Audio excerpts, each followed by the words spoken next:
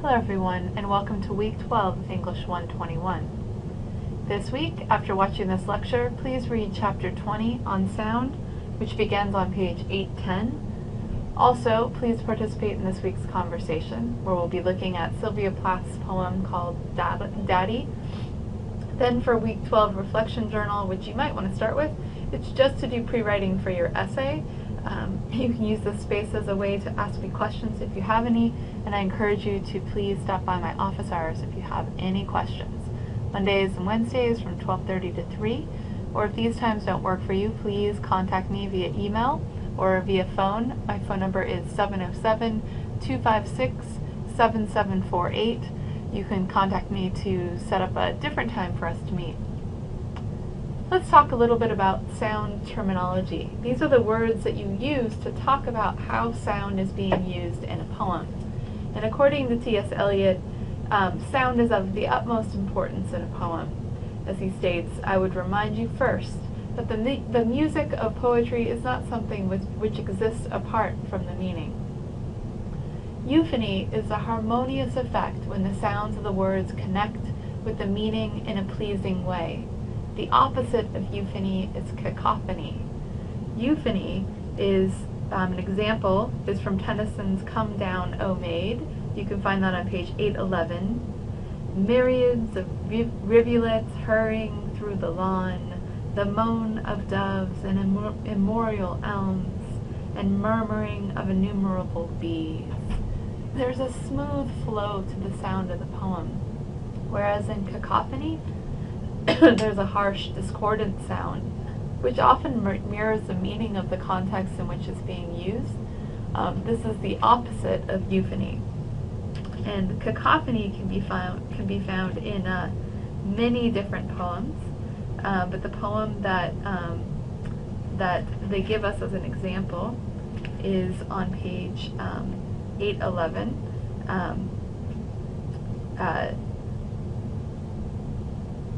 Alexander Pope's true ease in writing comes from art, not chance.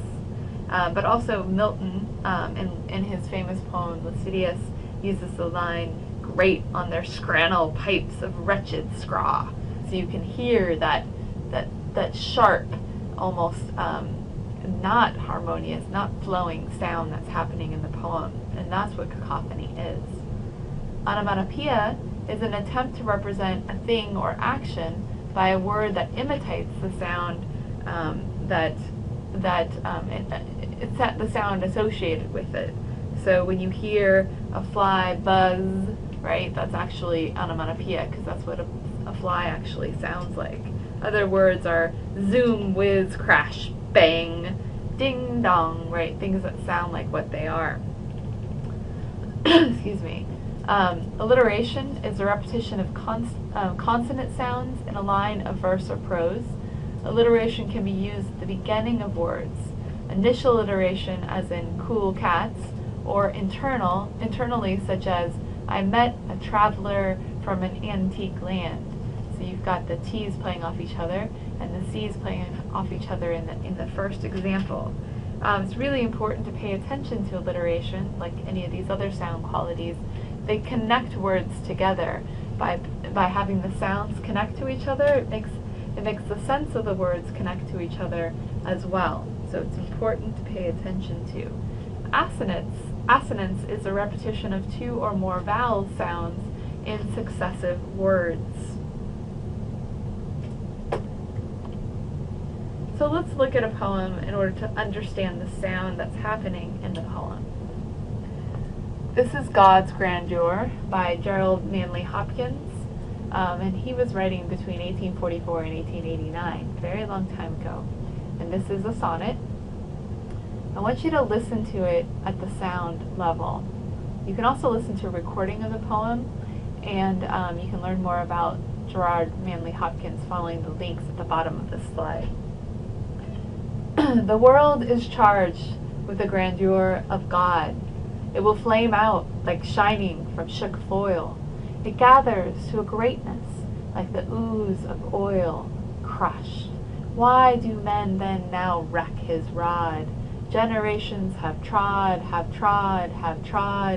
and all is seared with trade, bleared, smeared with toil, and wears man's smudge, and shares man's smell. The soil is bare now, nor can foot feel being shod. And for all this, nature is never spent. There lives the dearest freshness deep down things, and though the last lights off the black west went, oh, morning, at the brown brink eastward springs, because the Holy Ghost over the bent world broods with warm breast and bright wings.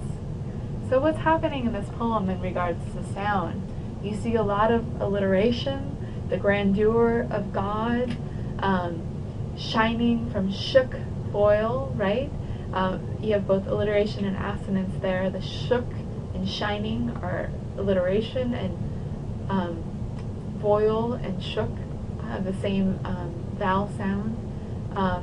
There's lots going on. There's points where the poem slows down because of the cacophony, or it flows because of the euphony. He controls the way that the poem flows because of that. So please pay attention when you read this poem again to yourself.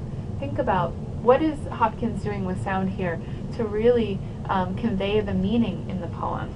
This is one of the best poems to look at in order to understand how sound conveys meaning in a poem. And the best way to understand it is to read it to yourself aloud. So when you think about a poem's sound, you don't want to try and look at everything at once. If we go back to that Hopkins poem and we try to find everything, we try to find, okay, we've got onomatopoeia with ooze, we've got euphony and cacophony, we've got assonance, and don't look for everything at once. You want to read through the poem and find first the main auditory elements. What are the main elements that are happening? Then look how certain features such as alliteration or assonance add force to the literal meaning of each line. So think about, when you look at Hopkins, think, why is the grandeur of God, why are those two words alliterating off each other? That's important. It adds more emphasis to those two words. Let your data build up before you come to a conclusion. So don't just read that first line and think, oh, I got it, I understand the sound of this poem. Read through the rest of the poem and really try to understand it. Then once you have your data, then you can come to a conclusion. And think about, how does the sound of the words add to the poem's mood? What feelings do they invoke? What feelings does the poem invoke in you based on the sound of the poem? So this week we're going to go back to Sylvia Plath, and we're going to look at one of her most famous poems called Daddy. This poem, I'd like you to begin by silently reading the poem, Daddy. It's in the chapter Poems for Further Reading. I believe it's on 1066, but I have it marked in our actual discussion forum. I'd like you to just read it aloud to yourself first, and then I'd like you to listen to the YouTube recording that I have here of Sylvia Plath reading the poem, and look at the page while you're reading it. What did you perceive about the poem after reading it aloud that you hadn't noticed before? And then I'd like you to closely read the poem for sound and sense, using the terminology that you've just learned. Try to post a summary of what the poem means to you based on all the terminology that we've been learning about this week. I'd also like you to look up more information about Sylvia Plath, and you can read her biography right by following the link on this slide. Just a reminder, you're writing your paper, your reflection journal, which you might want to knock out first, is to do your pre-writing for your paper. With the idea is you're going to get to the point where you're ready, you have a really solid thesis and you're ready to start writing. You can also post any questions you have in your reflection journal. You can also shoot me an email and ask me, or come by my office hours to talk to me about it. Just a reminder, your paper is due November 10th at 11:59 p.m. That's this coming Monday at 11:59 p.m. Alright, that's it for this week. Next week, we're going to be talking about myth in poetry. We're going to do a close reading of Sappho's poetry. Sorry, your poetry assignment isn't due. It will be already done, so that's good news. We won't be writing a paper next week. But that's it.